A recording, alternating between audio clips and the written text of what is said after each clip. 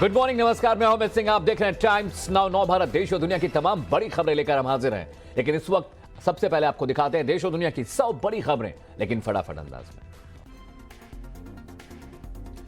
आज पीएम मोदी आम बजट पर विस्तार से चर्चा करेंगे। बीजेपी के कार्यक्रम में संवाद करेंगे। अध्यक्ष जेपी नड्डा समेत कई बीजेपी सांसद वर्चुअली पीएम की बात सुनेंगे। दिल्ली के अंबेडकर भवन में कार्यकाल से जुड़ेंगे।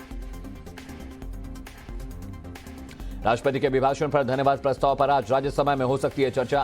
प्रधानमंत्री 8 फरवरी को जवाब दे सकते हैं। धन्यवाद प्रस्ताव पर विपक्ष की ओर से राहुल गांधी राज्यसभा में चर्चा की शुरुआत करेंगे। बजट पर राहुल गांधी ने कहा, गरीबों और किसानों के लिए कुछ नहीं, सैलरीड क्लास, मिडिल क्लास और युवाओं के हाथ खाली रहे। राहुल गांधी पर निर्मला सीतारमण का पलटवार, बोली राहुल पर तरस आता है। कांग्रेस ने बदहाल अर्थव्यवस्था छोड़ी थी। जहां कांग्रेस की सरकार है वहां पर किसानों का हाल देखें। केंद्रीय वित्त राज्य मंत्री पंकज चौधरी ने राहुल के बयान पर कहा, राहुल जी को बजट समझ में नहीं आया होगा। केंद्रीय मंत्री पीयूष गोयल का राहुल गांधी पर तंज, कहा राहुल को गणित नहीं आती, इसलिए हर चीज का जोड़ उनको जीरो लगता है। प्रियंका गांधी का वित्त मंत्री पर वार लिखा, सीतारमण जी ने यूपी के झोले में कुछ नहीं डाला, ठीक है, लेकिन यूपी के लोगों को यूपी टाइप होने पर गर्व है। पी चिदम्बरम ने बजट पर निराशा जताई, कहा बोले हर तरह की राहत में हुई कटौती। बजट पर गृह मंत्री अमित शाह बोले, यह अर्थव्यवस्था की स्केल बदलने वाला बजट है, नए भारत की नींव रखेगा। मल्लिकार्जुन खड़गे बोले, गरीबों का नहीं, अमीरों का बजट है। राजनाथ सिंह ने शानदार बजट के लिए वित्त मंत्री को बधाई दी, कहा बजट मेक इन इंडिया को बढ़ावा देगा। यूपी के सीएम योगी आदित्यनाथ का बजट पर बयान, कहा आत्मनिर्भर भारत की कल्पना साकार करने वाला बजट है ये। बजट पर बोले राकेश टिकैत, कहा बजट में किसानों के नाम पर सिर्फ फर्जीवाड़ा किया गया। गृह मंत्री अमित शाह यूपी के दौरे पर रहेंगे। अतरौली और बदायूं में जनसभाओं को संबोधित करेंगे। बदायूं में घर घर जाकर जनसंपर्क अभियान चलाएंगे। रक्षा मंत्री राजनाथ सिंह आज पीलीभीत जाएंगे, डोर टू डोर कैंपेन करेंगे, साथ ही जनसभा को भी संबोधित करेंगे। मुख्यमंत्री योगी आदित्यनाथ आज बुलंदशहर और मथुरा में प्रचार करेंगे। प्रभावी मतदाता संवाद को संबोधित करेंगे। सीएम योगी 3 फरवरी से गोरखपुर के दौरे पर रहेंगे। 4 फरवरी को नामांकन दाखिल करेंगे। मेरठ में सीएम योगी का विपक्ष पर तंज, बोले 2 लड़कों की जोड़ी को यूपी की जनता ठेंगा दिखा रही है। कहा विकास के लिए बीजेपी ने जाति और चेहरा नहीं देखा। सीएम योगी का एसपी और बीएसपी पर निशाना, कहा दंगाई के सामने दुम दबाकर भागने वाली एसपी बीएसपी सरकार नहीं चाहिए, दमदार सरकार चाहिए। बीजेपी ने यूपी विधानसभा चुनाव के लिए नई लिस्ट जारी की। सूची में 17 उम्मीदवारों के नामों की घोषणा। बीजेपी की नई लिस्ट में कैबिनेट मंत्री स्वाति सिंह का नाम नहीं। लखनऊ की सौजीनगर सीट से स्वाति सिंह की जगह ईडी के पूर्व डायरेक्टर राजेश्वर सिंह को टिकट मिला है। बीएसपी चीफ मायावती यूपी में प्रचार के लिए मैदान में उतरेंगी। आज आगरा के दौरे पर रहेंगी। मायावती आगरा शहर में पहली जनसभा को संबोधित कर यूपी चुनाव के लिए प्रचार की शुरुआत करेंगी। अखिलेश यादव और जयंत चौधरी आज शामली, बागपत और लोनी में जनसंपर्क करेंगे। मिलकर गठबंधन प्रत्याशियों के लिए प्रचार करेंगे। अखिलेश और जयंत शामली में साझा प्रेस कॉन्फ्रेंस करेंगे। उसके बाद दौरे की शुरुआत करेंगे। बागपत में रैली के दौरान आरएलडी समर्थकों का विवादित बयान, कहा यह बदले का वक्त है, यह बदला इंशाअल्लाह 10 तारीख को जरूर लेंगे। यूपी चुनाव के लिए कांग्रेस का अखिलेश और शिवपाल यादव को तोहफा, करहल और जसवंत नगर सीट से सी के प्रत्याशी को खड़ा नहीं किया। कांग्रेस ने यूपी चुनाव के दूसरे चरण के लिए 30 स्टार प्रचारकों की लिस्ट जारी की। राहुल और प्रियंका समेत गुलाम नबी आजाद और सचिन पायलट के नाम। कांग्रेस के लखनऊ ऑफिस में कार्यक्रम के दौरान प्रदर्शनकारियों ने कन्हैया कुमार पर केमिकल फेंका। प्रदर्शनकारी ने कहा यह देशद्रोही है, जो देश का नहीं हुआ यूपी का क्या होगा। कांग्रेस नेता हार्दिक पटेल और अजय राय को वाराणसी जिला प्रशासन ने नोटिस भेजा है। आचार संहिता का उल्लंघन का आरोप है इन पर।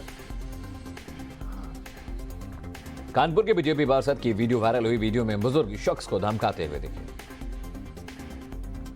कानपुर वीडियो मामले पर राहुल गांधी का बीजेपी पर वार लिखा, हिंदुत्ववादियों की राजनीति यानी गुंडागर्दी।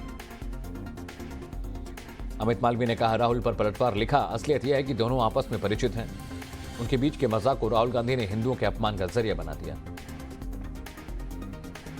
वायरल वीडियो मामले में कानपुर पुलिस ने वीडियो जारी कर बताया दोनों पक्ष पड़ोसी हैं और दोनों ने आपस में मजाक करते हुए वीडियो सोशल मीडिया पर डाल दिया।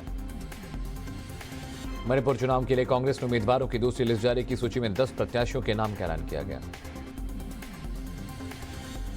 उत्तराखंड के लिए आज कांग्रेस अपना चुनावी मैनिफेस्टो जारी करेगी। प्रियंका गांधी वर्चुअल रैली के जरिए जनता को संबोधित करेंगी। उत्तराखंड चुनाव के लिए बीजेपी आज घोषणा पत्र जारी करेगी। केंद्रीय मंत्री नितिन गडकरी और सीएम पुष्कर धामी मैनिफेस्टो जारी करेंगे।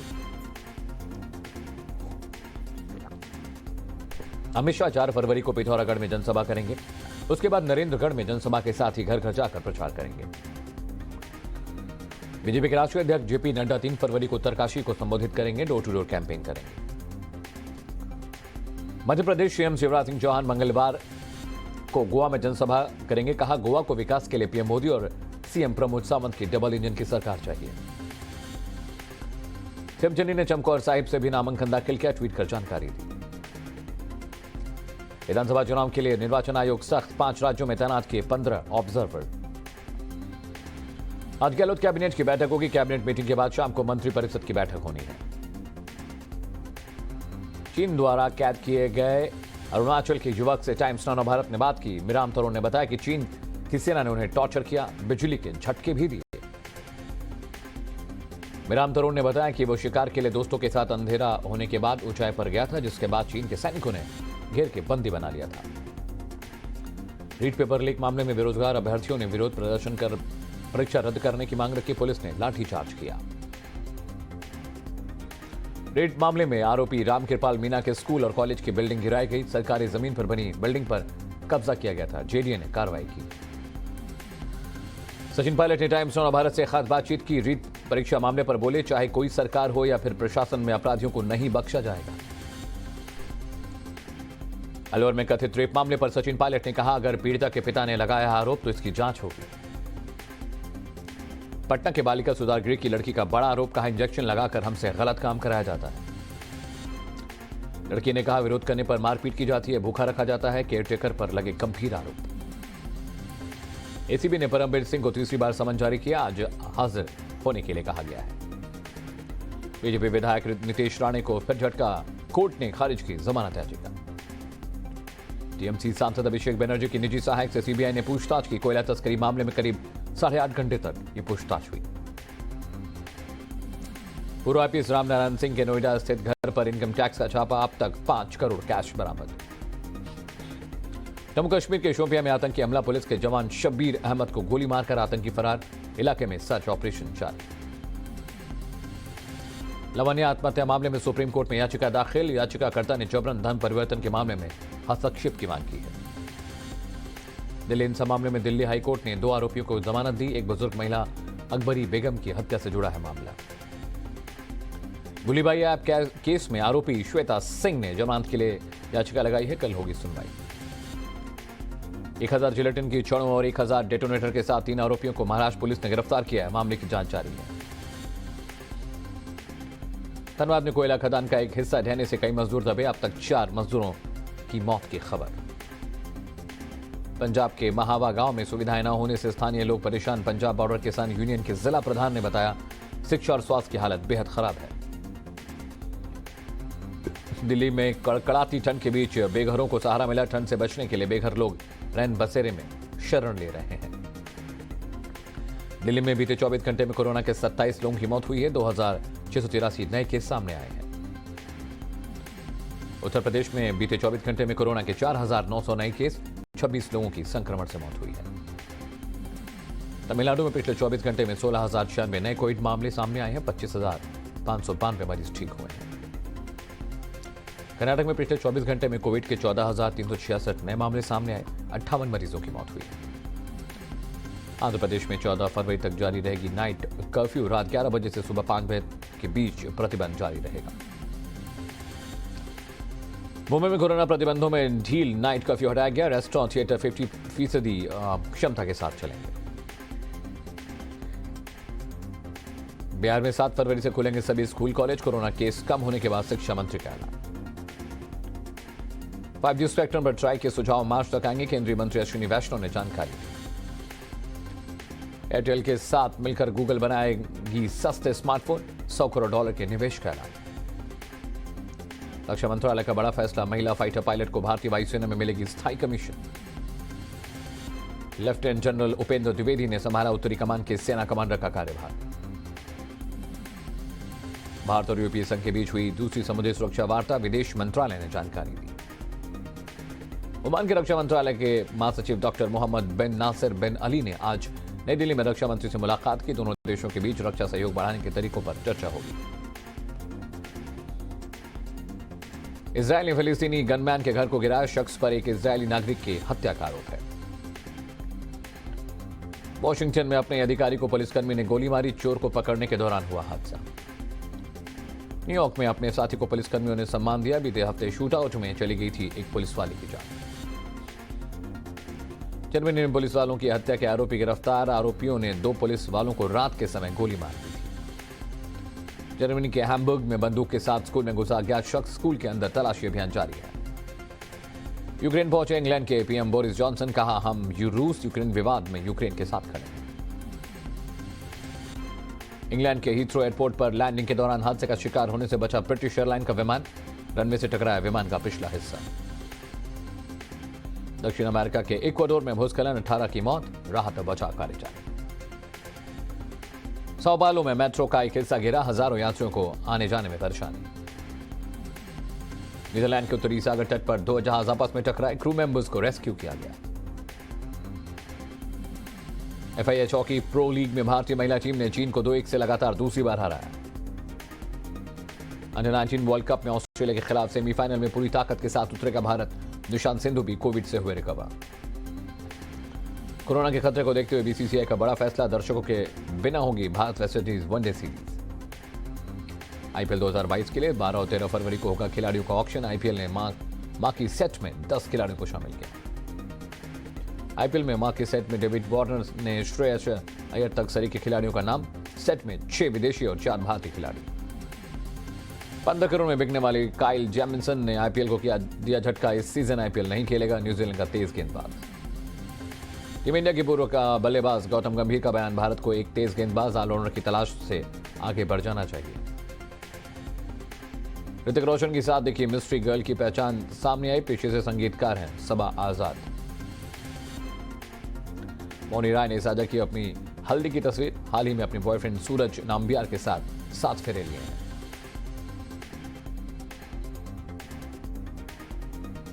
सलमान खान ने बिग बॉस 15 फेम प्रतीक सहजपाल को दिया खास तोहफा, सलमान ने प्रतीक को एक टी-शर्ट गिफ्ट की है। प्रेग्नेंट है अभिनेत्री काजल, इंस्टाग्राम पर पोस्ट की अपनी तस्वीर। मशहूर अभिनेत्री शबाना आजमी कोविड संक्रमित, इंस्टाग्राम पोस्ट के जरिए जानकारी दी। बिग बॉस 13 का हिस्सा रहे हिंदुस्तानी भाऊ गिरफ्तार, दंगा भड़काने और स्टूडेंट को उकसाने के आरोप में गिरफ्तार किए गए।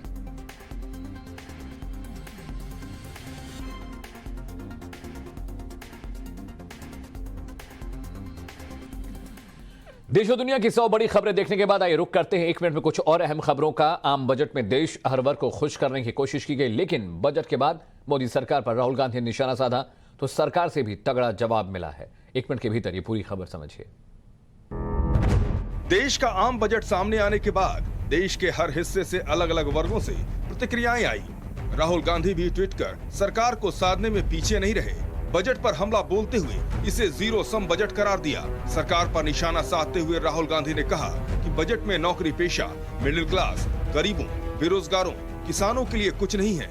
इसके बाद प्रेस कॉन्फ्रेंस में वित्त मंत्री ने बजट से जुड़े सवालों के जवाब देते हुए राहुल गांधी पर पलटवार किया। Just because you want to put something in Twitter, it doesn't help. जो फ्रजाइल इकोनॉमी वो छोड़ कर गए, उसको पिछले 5 साल में और अभी 2-3 साल में इतना इकोनॉमी पैंडेमिक के वजह भी आज उबर कर ऊपर आ रहे। इससे पहले राहुल गांधी ने इकोनॉमिक सर्वे पर भी सरकार को निशाने पर लेते हुए कहा था, जनता टैक्स वसूली के बोझ से परेशान है, जबकि मोदी सरकार के लिए ये टैक्स की कमाई एक बड़ी उपलब्धि है। बजट सत्र के दौरान पश्चिम बंगाल में राज्यपाल और ममता सरकार के बीच का झगड़ा दिखा। पीएम को शिकायत मिली तो पीएम ने भी मजाक के अंदाज में जवाब दिया। देखिए पूरी खबर 1 मिनट में।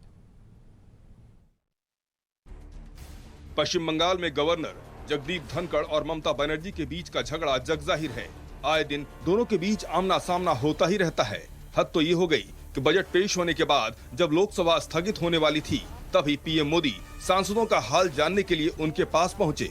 इसी दौरान टीएमसी के एक सांसद पश्चिम बंगाल के राज्यपाल की शिकायत लेकर पहुंच गए। बातचीत के दौरान टीएमसी सांसद सौगत राय ने पीएम से पश्चिम बंगाल के राज्यपाल जगदीप धनखड़ की शिकायत कर डाली। उन्होंने कहा, एक संवैधानिक पद पर होने के बावजूद राज्यपाल राज्य की चुनी हुई सरकार के कामकाज में बाधा डाल रहे हैं।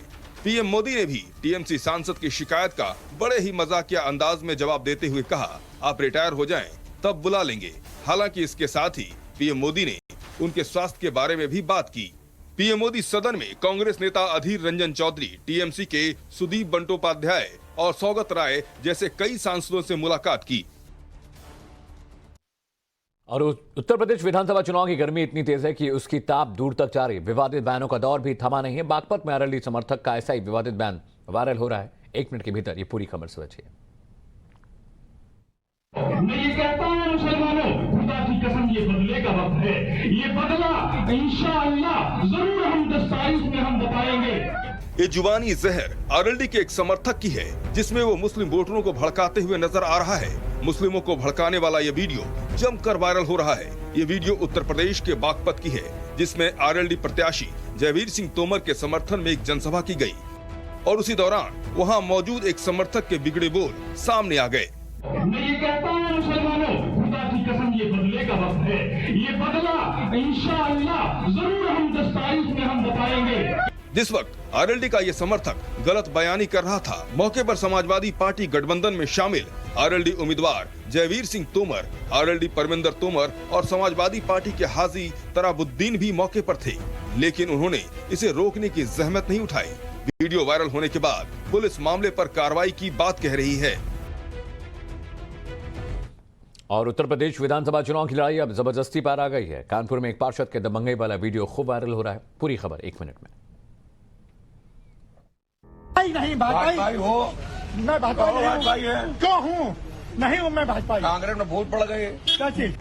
बुजुर्ग का स्वेटर पकड़े बीजेपी के साथ होने की बात करने वाले ये कानपुर से पार्षद राघवेंद्र मिश्रा हैं, जिनके बीच धमकी वाला वीडियो वायरल हो रहा है। ट्वेल्व कांग्रेस तो तुम्हारे यहाँ कौन स्वामी प्रसाद मौर्य? की बात न करो। इस वीडियो में पार्षद राघवेंद्र के चेहरे पर हल्की मुस्कान भी है। इस वीडियो के सामने आने के बाद कांग्रेस पार्टी के नेता राहुल गांधी ने ट्वीट कर बीजेपी पर निशाना साधा और कहा कि हिंदुत्ववादियों की राजनीति यानी गुंडागर्दी। राहुल गांधी के हमले के बाद बीजेपी नेता अमित मालवीय ने ट्वीट कर लिखा, असलियत ये है कि दोनों आपस में परिचित हैं और उनके बीच मजाक में की गई बात को दुर्भावना से ग्रसित राहुल गांधी ने हिंदुओं का अपमान करने का जरिया बना लिया। पुलिस की जांच में पता चला कि दोनों एक ही मोहल्ले में रहते हैं। एक सभासद हैं राघवेंद्र मिश्रा, दूसरा उनके पड़ोसी। दोनों आपस में मजाक कर रहे हैं। दोनों ने फेसबुक पर डाल दिया। और जैसे जैसे चुनाव करीब आ रहा है, उत्तर प्रदेश की सियासी सरगर्मी बढ़ती जा रही है। चुनावी शोर के बीच लखनऊ में कांग्रेस पार्टी के लिए चुनाव प्रचार करने पहुंचे कन्हैया कुमार ने के साथ एक अजीब वाकया पेश आया। पूरी खबर देखिए। जमकर शोर शराबा। उत्तर प्रदेश की सियासी उथल पुथल की गर्मी के बीच ये एक और तस्वीर है, जब कांग्रेस पार्टी के प्रचार के लिए कन्हैया कुमार लखनऊ पहुंचे। कन्हैया कुमार अपने समर्थकों के बीच घिरे थे, तभी जोरदार हंगामा शुरू हो गया। पता चला प्रचार करने पहुंचे कांग्रेस नेता कन्हैया कुमार पर स्याही फेंकी गई। तभी कांग्रेस पार्टी के समर्थकों ने स्याही फेंकने वाले को पकड़ लिया और पुलिस के हवाले कर दिया। इंक डालिए, इसको लेके जाइए, इंक डालिए, क्यों डाली? इंक डालिए, विरोधी को मेरा विरोधी। हालांकि कांग्रेस नेताओं का दावा है कि स्याही नहीं बल्कि एक तरह का एसिड फेंका गया। कांग्रेस नेताओं ने बताया कि आरोपी ने कन्हैया कुमार पर एसिड फेंका है। और राजस्थान के अलवर में मूक बधिर नाबालिग लड़की से रेप की वारदात के बाद पीड़ित परिवार लगातार धमकी मिलने का आरोप लगा रहा है, तो राज्य सरकार चुप्पी साधे बैठी हुई है। पूरी खबर 1 मिनट में देखिए। 11 जनवरी की रात जब राजस्थान के अलवर में एक मुकबधीर लड़की लहूलुहान हालत में मिली तो देश भर में सियासी बवाल मच गया। लड़की की हालत में तो सुधार है, लेकिन अलवर पुलिस बार बार रेप की वारदात से इनकार कर रही है। लेकिन पीड़ित परिवार ने सरकारी मिशनरी पर बार बार धमकी देने का आरोप लगाया। तो बजट वाले दिन टाइम्स नाउ नवभारत ने राजस्थान के पूर्व उप मुख्यमंत्री सचिन पायलट से सवाल किया तो वो महज खाना पूर्ति वाले बयान देते नजर आए। अलवर वाले मामले को लेकर के लगातार सवाल खड़े हो रहे हैं। फिलहाल उसके पिता ने भी कल सवाल उठाए हैं कि उनको धमकाया जा रहा है। मुझे लगता है अगर ऐसे कहीं आरोप लगे हैं तो उसका पूरा संज्ञान सरकार लेगी, उनको प्रोटेक्शन दिया जाएगा और मामले के तह तक पहुंचकर आरोपियों को सजा मिलेगी। कांग्रेस नेता सचिन पायलट सख्त कार्रवाई की बात तो कह रहे हैं, लेकिन मामले में कोई सख्ती नहीं दिखती। पीड़ित परिवार पहले ही पुलिस की जांच पर भरोसे से इनकार कर चुका है और पुलिस प्रशासन पर दूसरे लाभ का प्रलोभन देकर मामले को दबाए रखने के दबाव की बात कह रहा है। और बिहार के मुजफ्फरपुर में शेल्टर होम कांड पार्ट 2 सामने आया है। इस बार यह घटना बिहार की राजधानी पटना में हुई है। पूरी खबर 1 मिनट में देखिए और समझिए। बिहार के मुजफ्फरपुर के बाद पटना के गायघाट में शेल्टर होम में यौन उत्पीड़न का मामला सामने आने के बाद सियासी बवाल मचा हुआ है। गायघाट शेल्टर होम में रहने वाली एक पीड़ित लड़की का वीडियो जमकर वायरल हो रहा है, जिसमें लड़कियों की सप्लाई की बात कर रही है और इनकार करने पर जान से मारने की धमकी देने की बात भी कह रही है। पटना के गायघाट में शेल्टर होम में रहने वाली लड़की का वीडियो वायरल होने के बाद पुलिस प्रशासन मामले में जांच की बात कर रही है। पूरी तरह से इसका मामला जो संज्ञान जांच होगी, उसमें जो फैक्ट्स आएंगे उसके आधार पर कार्रवाई होगी। मामले में आरोप लगाने वाली लड़की को पुलिस ने शेल्टर होम भेजने के बजाय एनजीओ के हवाले कर दिया है। में बुरा आईपीएस के घर अब इनकम टैक्स का छापा पड़ा है। छापेमारी में अब तक 600 लॉकरों से करोड़ों की संपत्ति मिली है। देखिए एक रिपोर्ट।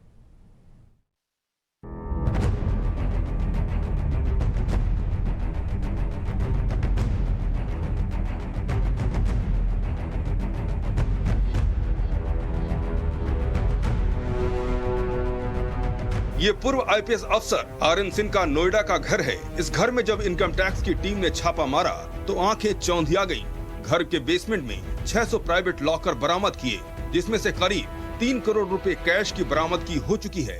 आयकर विभाग की टीम ने इन लॉकरों को अपने कब्जे में ले लिया है, जबकि पूर्व आईपीएस अफसर आरएन सिंह ने कहा कि लॉकर किराए पर देना उनका पुश्तैनी काम है। आयकर विभाग जब इन लॉकरों को किराए पर लेने वाले लोगों तक पहुंची तो वे इसे अपना मानने से आनाकानी करने लगे। अब ये सारा पैसा सरकारी खाते में जमा कराया जाएगा।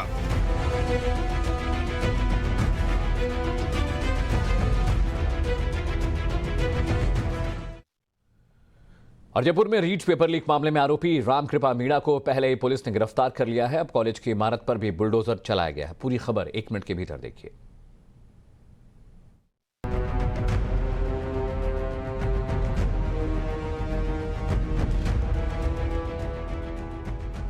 दिन भर चलता रहा बुलडोजर। इमारत की दर और दीवारों को पूरी तरह से धराशायी कर दिया गया।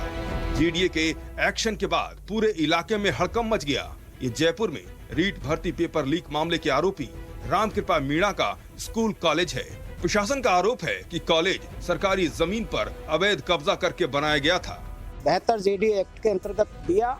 हमने 3 दिवस का इनको समय दिया था। 26 लाख बच्चों के भविष्य का सवाल है, इसे हमें गंभीरता से लेना पड़ेगा।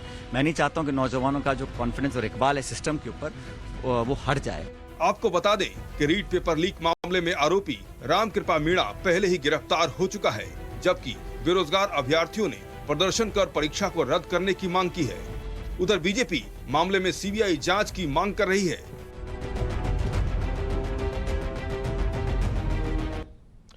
मुंबई पुलिस ने एक बड़ी साजिश को नाकाम कर दिया जब भारी मात्रा में विस्फोटक बरामद किया गया। पूरी खबर 1 मिनट में समझिए। एक बड़ी साजिश नाकाम, भारी मात्रा में विस्फोटक बरामद। कौन है साजिश को अंजाम देने वाला मास्टरमाइंड? मुंबई पुलिस के दिमाग की बत्ती तब जली जब भारी पैमाने पर विस्फोटक बरामद किया। पुलिस ने विस्फोटकों के साथ 3 आरोपियों को गिरफ्तार किया है। तीनों ही आरोपी पालघर जिले के रहने वाले हैं, जबकि पुलिस ने इनके पास से 1000 जिलेटिन की छड़ें भी बरामद की है। पुलिस के मुताबिक तीनों आरोपी इको कार में आए थे और अवैध तरीके से लाए गए विस्फोटकों को भिवंडी में किसी को सप्लाई करने वाले थे। कौन है विस्फोटकों का असली सप्लायर? कौन है दहशत का असली मास्टरमाइंड? पुलिस की जांच इसी के इर्द गिर्द चल रही है। पुलिस गिरफ्तार सभी आरोपियों से सख्ती से पूछताछ कर रही है और ये पता लगाने की कोशिश कर रही है कि आखिर विस्फोटकों का इस्तेमाल कहां करने वाले थे।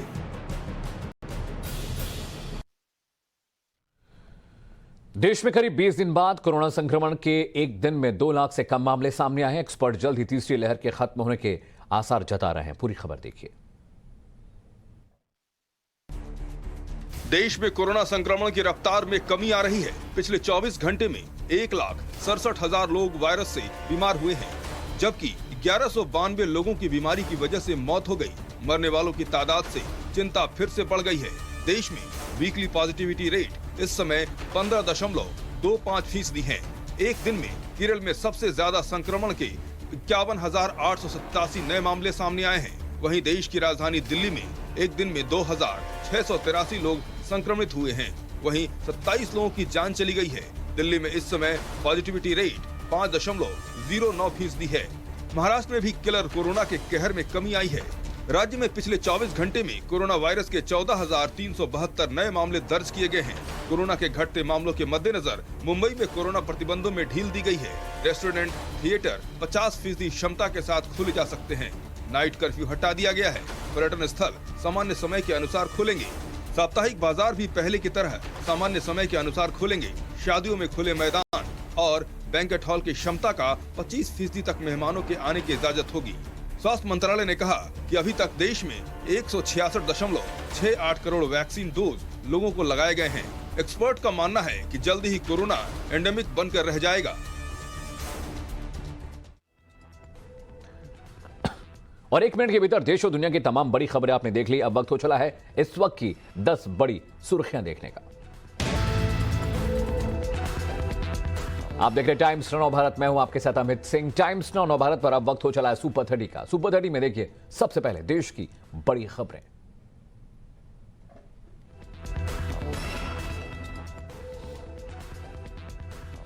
की शुरुआत होगी।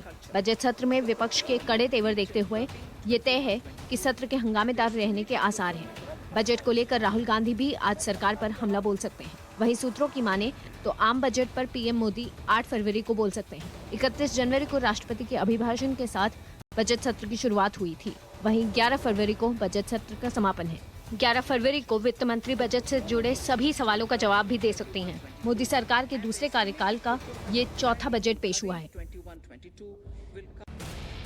प्रधानमंत्री मोदी आज सुबह 11 बजे जन अनुकूल और प्रगतिशील बजट पर आयोजित एक कार्यक्रम में हिस्सा लेंगे और बजट के बारे में विस्तृत तौर पर चर्चा और संवाद करेंगे। ये कार्यक्रम बीजेपी की तरफ से आयोजित किया गया है।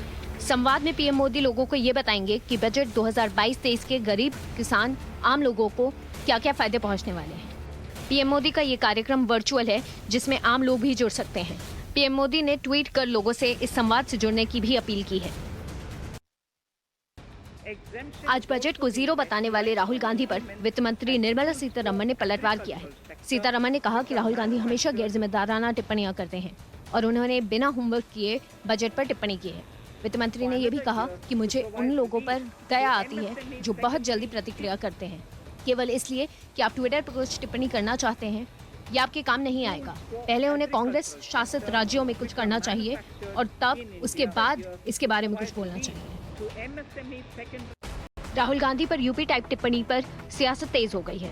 दरअसल वित्त राज्य मंत्री पंकज चौधरी ने राहुल पर कहा कि राहुल जी को बजट समझ नहीं आया, जिस पर सीतारमण ने भी जवाब देते हुए कहा कि ये टिपिकल यूपी टाइप जवाब है। उनको समझ आ जाएगा जो यूपी छोड़कर भाग चुके हैं। वित्त मंत्री सीतारमण के यूपी टाइप बयान पर कांग्रेस आग बबूला हो गई। प्रियंका गांधी ने ट्वीट कर वित्त मंत्री पर हमला बोलते हुए कहा कि आपने यूपी के लोगों का अपमान किया है। हमें यूपी की भाषा और बोली पर गर्व है। यूपी विधानसभा चुनाव के लिए बीजेपी की नई लिस्ट जारी हुई है। नई सूची में योगी सरकार में मंत्री रही स्वाति सिंह का टिकट काट दिया गया है। उनकी जगह लखनऊ के सरोजनी नगर से ईडी के पूर्व डायरेक्टर राजेश्वर सिंह को बीजेपी ने उम्मीदवार बनाया है। तो वहीं लखनऊ पश्चिम से अंजनी श्रीवास्तव और लखनऊ कैंट से ब्रजेश पाठक को बीजेपी ने अपना उम्मीदवार बनाया है। वहीं लखनऊ पूर्व से आशुतोष टंडन को उतारा गया है। यहाँ से अपर्णा यादव और रीता बहुगुणा जोशी के बेटे टिकट के दावेदार माने जा रहे थे। बीजेपी की इस नई लिस्ट में 17 उम्मीदवारों का ऐलान किया गया है। उत्तराखंड के चुनाव को लेकर बीजेपी आज अपना मैनिफेस्टो जारी करेगी। केंद्रीय मंत्री नितिन गडकरी उत्तराखंड के लिए बीजेपी का घोषणा पत्र जारी करेंगे। घोषणा पत्र जारी करते वक्त उत्तराखंड के सभी जिलों के बीजेपी कार्यकर्ता वर्चुअली इस कार्यक्रम से जुड़े होंगे। पार्टी का दावा है कि हर विधानसभा के प्रमुख मुद्दों को बीजेपी के इस घोषणा पत्र में शामिल किया गया है। बीजेपी ने इसे जनता का दृष्टि पत्र नाम दिया है। जिसमें महिलाओं, युवाओं और बुजुर्गों के सुझाव भी शामिल हैं। पूर्व सीएम रमेश पोखरियाल की देखरेख में इसे अंतिम रूप दिया गया है। समाजवादी पार्टी के अध्यक्ष अखिलेश यादव और गठबंधन के सहयोगी आरएलडी अध्यक्ष जयंत चौधरी आज एक बार फिर साथ मिलकर प्रचार करेंगे। दोनों नेता शामली में एसपी आरएलडी गठबंधन प्रत्याशी के लिए जनसंपर्क अभियान करेंगे। अखिलेश यादव और जयंत चौधरी दोपहर 12 बजे के करीब एक प्रेस कॉन्फ्रेंस को संबोधित करेंगे। उसके बाद दोनों नेता कांधला में जनसंपर्क करते हुए बड़ौत, बागपत से गाजियाबाद के लोनी पहुंचेंगे। यहां चुनाव प्रचार के बाद पार्टी पदाधिकारियों के साथ दोनों नेता चुनाव को लेकर मीटिंग भी करेंगे। मैं ये कहता हूं मुसलमानों, खुदा की कसम ये बदले का वक्त है। ये बदला इंशाअल्लाह जरूर हम 10 तारीख में हम बताएंगे। ये जुबानी जहर आरएलडी के एक समर्थक की है, जिसमें वो मुस्लिम वोटरों को भड़काते हुए नजर आ रहा है। मुस्लिमों को भड़काने वाला ये वीडियो जमकर वायरल हो रहा है। ये वीडियो उत्तर प्रदेश के बागपत की है, जिसमें आरएलडी प्रत्याशी जयवीर सिंह तोमर के समर्थन में एक जनसभा की गई और उसी दौरान वहां मौजूद एक समर्थक के बिगड़े बोल सामने आ गए। लखनऊ पहुंचे कांग्रेस के स्टार प्रचारक कन्हैया कुमार के एक कार्यक्रम में जमकर हंगामा हुआ। लखनऊ के कांग्रेस दफ्तर में कन्हैया कुमार जब अपने समर्थकों के बीच घिरे थे, तभी एक शख्स ने उन पर स्याही फेंक दी। स्याही फेंकने वाले शख्स को कांग्रेस कार्यकर्ताओं ने पकड़ लिया। पहले उसकी पिटाई की और फिर पुलिस के हवाले कर दिया। हालांकि कांग्रेस नेताओं का दावा है कि शख्स ने कन्हैया कुमार पर स्याही नहीं बल्कि एसिड अटैक करने की कोशिश की। हालांकि वक्त रहते शख्स को पकड़ लिया गया और उसे पुलिस के हवाले कर दिया गया। फिलहाल पुलिस पूरे मामले की जांच में जुटी है। बुजुर्ग का स्वेटर पकड़े बीजेपी के साथ होने की बात करने वाले ये कानपुर से पार्षद राघवेंद्र मिश्रा हैं, जिनके बीच धमकी वाला वीडियो वायरल हो रहा है।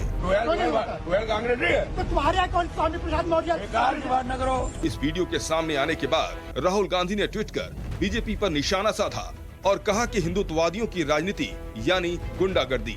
राहुल गांधी के हमले के बाद बीजेपी नेता अमित मालवीय ने ट्वीट कर लिखा, असलियत ये है कि दोनों आपस में परिचित हैं। 11 जनवरी की रात जब राजस्थान के अलवर में एक मुकबदीर लड़की लहूलुहान हालत में मिली तो देश भर में सियासी बवाल मच गया। लड़की की हालत में तो सुधार है, लेकिन अलवर पुलिस बार बार रेप की वारदात से इनकार कर रही है। लेकिन पीड़ित परिवार ने सरकारी मिशनरी पर बार बार धमकी देने का आरोप लगाया। तो बजट वाले दिन टाइम्स नाउ नवभारत ने राजस्थान के पूर्व उप मुख्यमंत्री सचिन पायलट से सवाल किया तो वो महज खाना पूर्ति वाले बयान देते नजर आए।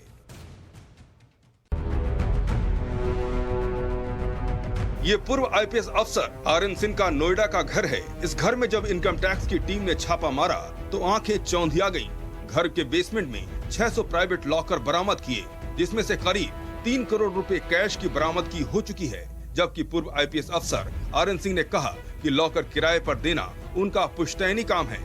आयकर विभाग जब इन लॉकरों को किराए पर लेने वाले लोगों तक पहुंची तो वे इसे अपना मानने से आनाकानी करने लगे। एक बड़ी साजिश नाकाम, भारी मात्रा में विस्फोटक बरामद। कौन है साजिश को अंजाम देने वाला मास्टरमाइंड? मुंबई पुलिस के दिमाग की बत्ती तब जली जब भारी पैमाने पर विस्फोटक बरामद किया। पुलिस ने विस्फोटकों के साथ 3 आरोपियों को गिरफ्तार किया है। तीनों ही आरोपी पालघर जिले के रहने वाले हैं, जबकि पुलिस ने इनके पास से 1000 जिलेटिन की छड़ें भी बरामद की है। पुलिस के मुताबिक तीनों आरोपी इको कार में आए थे और अवैध तरीके से लाए गए विस्फोटकों को भिवंडी में किसी को सप्लाई करने वाले थे। दिन भर चलता रहा बुलडोजर। इमारत की दर और दीवारों को पूरी तरह से धराशायी कर दिया गया। ये जयपुर में रीट भर्ती पेपर लीक मामले के आरोपी रामकृपा मीणा का स्कूल कॉलेज है। प्रशासन का आरोप है कि कॉलेज सरकारी जमीन पर अवैध कब्जा करके बनाया गया था। आपको बता दें कि रीट पेपर लीक मामले में आरोपी रामकृपा मीणा पहले ही गिरफ्तार हो चुका है, जबकि बेरोजगार अभ्यर्थियों ने प्रदर्शन कर परीक्षा को रद्द करने की मांग की है। उधर बीजेपी मामले में सीबीआई जांच की मांग कर रही है। और केंद्र सरकार इस बार के आम बजट को देश की इकोनॉमी के लिए बूस्टर बता रही है। ऐलान किया जा रहा है कि यह बजट सशक्त भारत बनाने वाला बजट होगा। तो सवाल यह है कि आखिर कैसे? टाइम्स नाउ नवभारत के editor in chief Navika Kumar ने पीयूष गोयल से यह जानने की कोशिश की। देखिए यह खास इंटरव्यू। हमारे साथ इस वक्त जुड़ रहे हैं केंद्रीय मंत्री पीयूष गोयल जी। पीयूष गोयल जी नमस्कार। टाइम्स नाउ नवभारत पर आपका स्वागत है। और आज पूछना चाहूंगी कि आपने कितने नंबर दिए हैं वित्त मंत्री निर्मला सीतारमण के बजट को, क्योंकि राहुल गांधी ने इन्हें कहा है कि 0/0 नंबर हैं और इसमें किसी के लिए कुछ नहीं है, जीरो सम गेम खेल रही हैं निर्मला सीतारमण जी और बीजेपी की सरकार।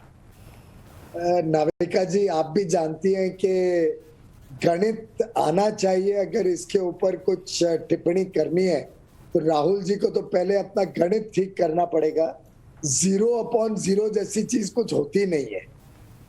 अगर डिनोमिनेटर ही वो 0 पकड़ रहे हैं तो स्वाभाविक रूप से उनको कुछ समझ नहीं आ रहा है इस बजट में। मैं समझता हूँ बेहतरीन बजट बनाया है माननीय वित्त मंत्री निर्मला जी ने। माननीय प्रधानमंत्री नरेंद्र मोदी जी का धन्यवाद करूंगा कि एक ऐसा बजट जो आत्मनिर्भर भारत और एक नए भारत की आधारशिला रखता हो, जिसने पहली बार 35% इंफ्रास्ट्रक्चर स्पेंडिंग में बढ़ाया है केंद्र सरकार का। केंद्र राज्य मिलके 10 लाख से ऊपर इस वर्ष निवेश करेंगे इंफ्रास्ट्रक्चर पे। उसका मल्टीप्लायर इम्पैक्ट देखें तो 3-4 गुना हो जाता है।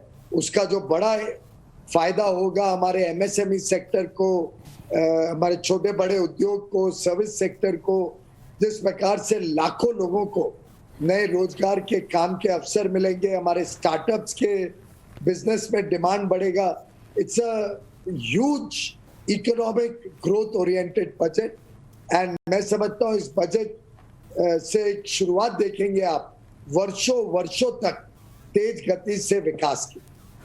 मैं पूछना चाहती हूँ आपसे कि आज सबसे ज्यादा ट्रेंडिंग टॉपिक जो सोशल मीडिया पे है, क्योंकि आप खुद और आपकी पार्टी भी सोशल मीडिया बहुत इस्तेमाल करती है, तो मैं सोशल मीडिया के पार्लेंस में आपसे बात करूंगी कि सोशल मीडिया पे सबसे ज्यादा जो ट्रेंड हो रही है बात वो ये कि no change in income tax, सिर्फ एक थैंक यू मिला है और ये कहा गया है कि इस दौर में बढ़ाया नहीं इनकम टैक्स, बस इतनी गनीमत समझिए। ये अर्थशास्त्रियों का बजट है, कुछ लोगों का कहना है, आम आदमी का नहीं। इस पर आप क्या जवाब देंगे? नाविका जी, मैं समझता हूं कि जो कोशिश रही है इस बजट में वो नए अवसर बनाने की, नए अपॉर्चुनिटीज, और जो लाखों लोग आज नए अवसर की तलाश में हैं, एंटरप्रेन्योर्स हमारे उद्यमी हैं, जो युवा युवती पढ़ के निकलते हैं, उन सबको नए अवसर कैसे मिले, तो हमारे जो रिसोर्सेज हैं उसको ज़्यादा से ज़्यादा इस्तेमाल किया जाए, विकास में ज़्यादा से ज़्यादा इस्तेमाल किया जाए, भारत को एक समृद्ध अर्थव्यवस्था, अर्थशक्ति बनाने में, और नए लोगों को भी मौका मिले, इस पे ज़्यादा बल दिया गया है इस बजट में।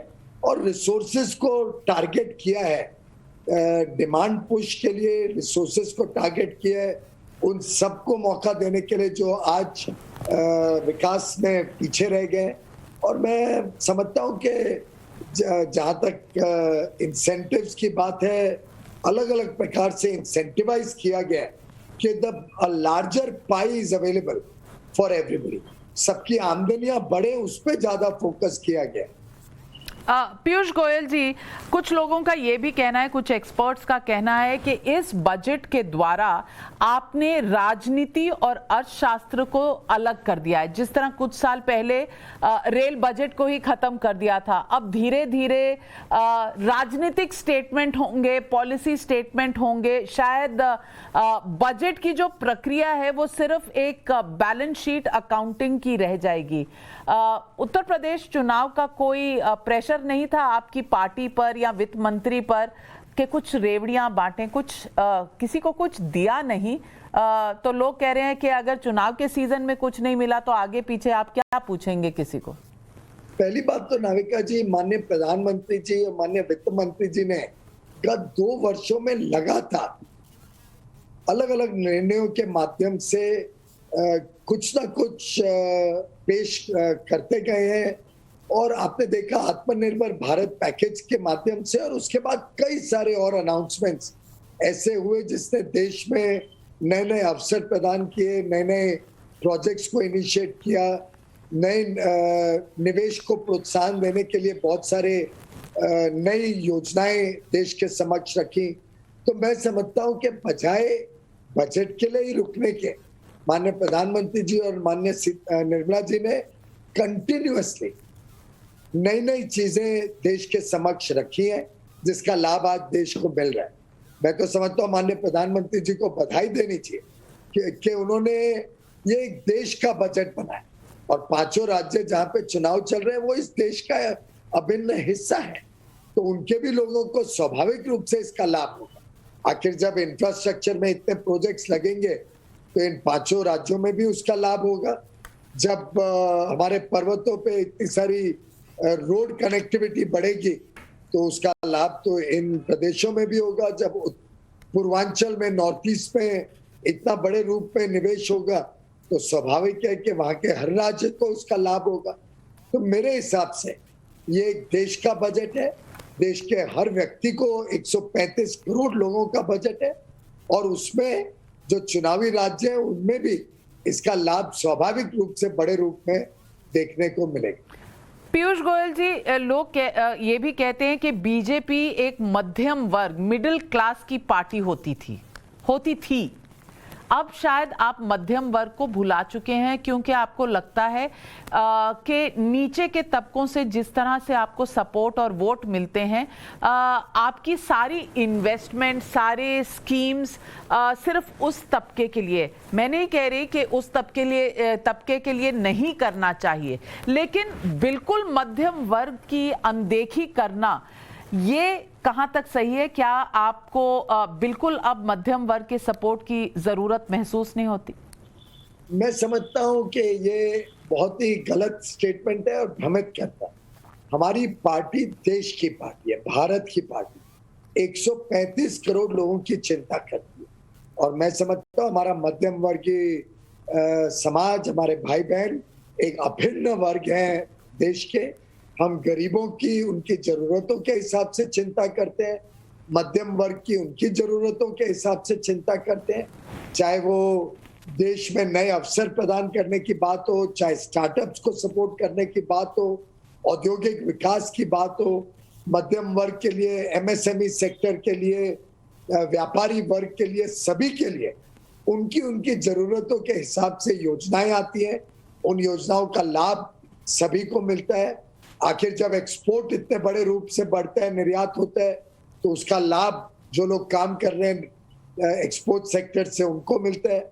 जब पीएलआई सेक्टर में 1,97,000 करोड़ या सेमीकंडक्टर इंडस्ट्री को प्रमोट करने के लिए 76,000 करोड़ सरकार पैसा देती है, तो उससे जो लाखों करोड़ का निवेश होगा, जो 60 लाख से अधिक डायरेक्ट जॉब्स क्रिएट होंगी, जो इनडायरेक्ट इकोसिस्टम बढ़ेगा, जब हम 10 लाख करोड़ केंद्र राज्य मिलके इंफ्रास्ट्रक्चर में इन्वेस्ट करते हैं तो उसका मल्टीप्लायर इम्पैक्ट उद्योग को मिलेगा, छोटे बड़े उद्योग को मिलेगा, एमएसएमई को मिलेगा, मध्यम वर्ग जो इसमें जुटा हुआ है उसको मिलेगा, नए अवसर प्रदान होंगे। इस इन्वेस्टमेंट के पीछे प्राइवेट इन्वेस्टमेंट आएगा। जैसे माननीय सीतारमन जी ने कहा, हमने माइक्रो और मैक्रो इकोनॉमी दोनों का समन्वय लाए हैं, जिससे इंक्लूसिव डेवलपमेंट होगा, 135 करोड़ लोगों को उसका लाभ मिलेगा।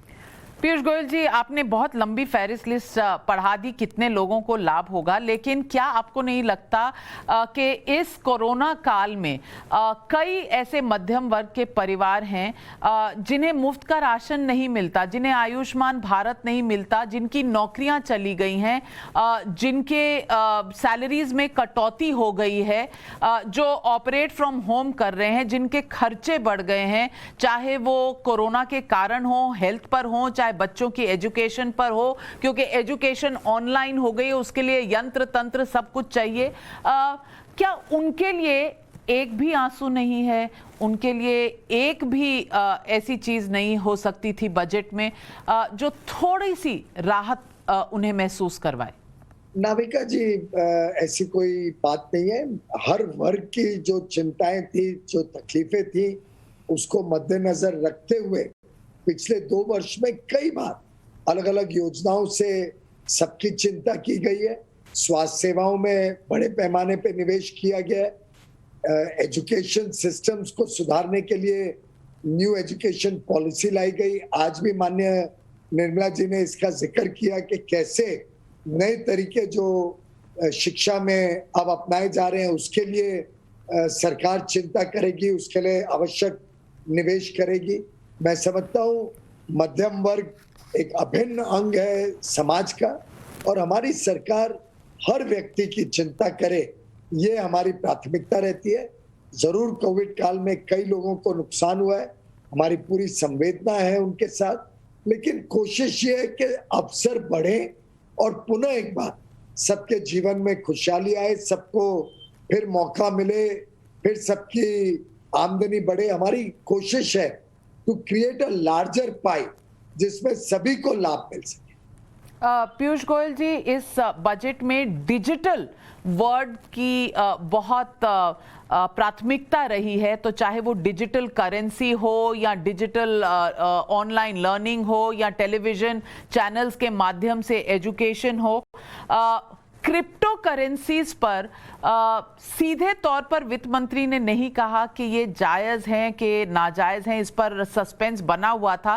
टैक्स जरूर कर दिया है, तो क्या इसे माना जाए कि जो क्रिप्टो करेंसी जिसके बारे में कुछ नाम लेकर नहीं कहा गया, अब एक जायज़ करेंसी है जिसका ट्रेड होगा और जिस पर टैक्स लगेगा, क्योंकि साफ तौर से इस पर कोई घोषणा नहीं हुई।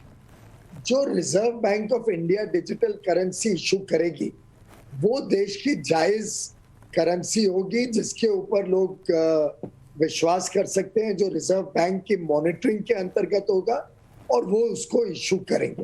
तो अंतर्राष्ट्रीय स्तर पे जो आज नई टेक्नोलॉजीज ब्लॉकचेन वगैरह का इस्तेमाल हो रहा है उससे भारत भी जुड़े, उसको मद्देनजर रखते हुए आरबीआई एक official formal digital currency issue करेगी। बाकी जो प्रोडक्ट्स हैं वो तो प्राइवेट लोग बनाते हैं, those at best can be assets, उसके ऊपर सरकार का नियंत्रण भी नहीं रहता है, प्राइवेट लोग बनाते हैं और उसको जो उसको इस्तेमाल करना चाहे वो अपने बलबूते पे, अपने कॉस्ट एंड रिस्क पे उसको एक एसेट के रूप में देख सकते हैं, उस पर करेंसी के रूप में उसको इस्तेमाल नहीं किया जा सकता। पीयूष गोयल जी, जाने से पहले एक सवाल ज़रूर आपसे पूछना चाहूँगी। आप इन्वेस्टमेंट बैंकर रह चुके हैं, आप चार्टर्ड अकाउंटेंट हैं, आप लॉयर भी रह चुके हैं। अगर आप अपनी राजनीतिक टोपी को हटाकर साइड में रख दें और इस बजट को एक चार्टर्ड अकाउंटेंट या एक बैंकर के तौर पर देखें, तो आप इस बजट को कितने नंबर देंगे 10 में से? ऐसे तो मैं अपनी राजनीतिक टोपी हटा नहीं सकता, पर साथ के साथ उद्योग जगत से भी मेरा लगातार संपर्क रहता है, मेरी बातचीत रहती है प्रोफेशनल्स के साथ भी, इंडस्ट्री के साथ भी। मैं आपको दोनों राजनीतिक दृष्टिकोण और इंडस्ट्री बिजनेस प्रोफेशन का दृष्टिकोण दोनों को सामने रखते हुए कह सकता हूं, इंडिपेंडेंटली भी और कलेक्टिवली भी ये एक बहुत ही सोचा समझा हुआ बजट है। देश के लिए एक आधारशिला बना रहा है, भारत को आत्मनिर्भर बनाने के लिए, भारत को एक उत्तम श्रेणी पे लेके जाने के लिए, भारत में प्रोस्पेरिटी और समृद्धि लाने के लिए ये एक बहुत ही बढ़िया फाउंडेशनल बजट है। It is the budget of new India, it is the budget of a resurgent India. और मेरा मानना है कि इस बजट के मद्देनजर हम आगे वर्षों तक देश में विकास की श्रृंखला को तेज गति से बढ़ते हुए देख पाएंगे, ऐसा मेरा अटूट विश्वास है। नंबर नहीं दिया आपने? नंबर राहुल गांधी जैसे मेरे को गणित की कमजोरी नहीं है, मैं इसको 10 आउट ऑफ 10 दूंगा, क्योंकि बिना किसी के ऊपर कोई बोझा डाले बहुत कंजर्वेटिव एस्टिमेट्स लेके एक आगे के लिए भारत को किस दिशा में लेके जाना है, उसके लिए माननीय वित्त मंत्री जी ने, माननीय प्रधानमंत्री जी के आशीर्वाद से, उनके मार्गदर्शन से एक बहुत ही बेहतरीन बजट, एक भविष्य के लिए भारत को समृद्ध बनाने वाला 10 आउट ऑफ 10 बजट पेश किया। शुक्र है आपने 11/10 नहीं दिए, क्योंकि मुझे लग रहा था जितने आप खुश हैं, प्रफुल्लित हैं, शायद 11/10 दे देंगे। वो राहुल गांधी जी जो गणित नहीं समझते हैं वो उनके लिए मैं छोड़ देता हूं। लेकिन पीयूष गोयल जी, आपने कहा उद्योग जीवन से और प्रोफेशनल से आप संपर्क में रहते हैं। मुझे लगता है आपको संपर्क मध्यम वर्गीय लोगों से भी बनाना चाहिए और टाइम्स नाउ नवभारत के प्लेटफॉर्म से जरूर बनाइएगा। एक बार पहले टाइम्स नाउ में आप हमारे स्टूडियो आए थे और आपने कॉलर्स के सवालों के जवाब दिए थे। मैं आपको आमंत्रित करती हूं कि नवभारत, टाइम्स नाउ नवभारत के जो दर्शक हैं वो भी आपसे डायरेक्ट सवाल पूछना चाहेंगे तो आप हमारे स्टूडियो में जरूर आइए और आपको पता चल जाएगा कि क्या मध्यम वर्ग भी उतना ही आपसे जुड़ा हुआ है या उनकी कुछ निराशाएं हैं। नहीं, जरूर आऊंगा और मध्यम वर्ग के साथ भी मेरा लगातार जुड़ाव रहता है और मैं समझता हूं कि हमारी नीयत भी साथ है और जिस दिशा में हम देश को लेके जा रहे हैं इसका लाभ समाज के हर वर्ग को होगा, विशेषकर मध्यम वर्ग हमारे भाई बहनों को इसका बहुत अधिक लाभ। चलिए, तो इंतजार करेंगे, तब तक आप हमें जरूर समय दीजिए ताकि हमारे दर्शक आपसे डायरेक्ट जुड़ सकें और आपसे कुछ सवाल पूछ सकें। हमें इसका इंतजार रहेगा। हमारे साथ बजट पर विश्लेषण करने के लिए, जुड़ने के लिए, अपना समय हमें देने के लिए बहुत बहुत धन्यवाद पीयूष गोयल जी। नमस्कार।